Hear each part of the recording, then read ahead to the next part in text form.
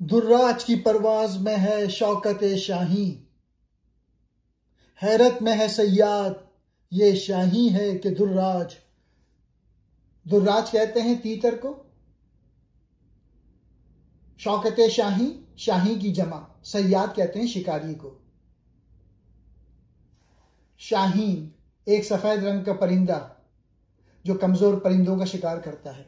दुर्राज एक कमजोर और छोटा परिंदा यानी तीतर की उड़ान में शाही जैसी जलाल और शान नजर आती है।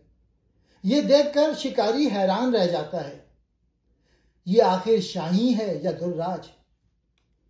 इकबाल यहां एक आजिज मगर बाअज़्म इंसान की तस्वीर खींचते हैं जो बज़ाहिर आम इंसान लगता है, लेकिन उसकी खुदी, उसका यकीन, उसकी परवास ऐसी बुलंद है कि बड़े बड़े सयाद, दुनिया के ताकतवर हैरान रह जाते हैं।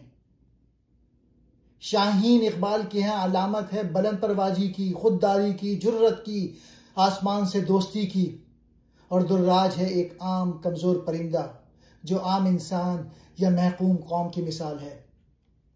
इकबाल कहते हैं अगर दुर्राज में खुद ही बेदार हो जाए, अगर उसके अंदर यकीन और हौसला पैदा हो जाए तो वो भी शाही बन सकता है। और जब छोटे इंसान में शाही जैसा यकीन आ जाए तो दुनिया के शिकारी भी पहचान नहीं पाते कि ये वही कमजोर इंसान था या कोई नया वजूद।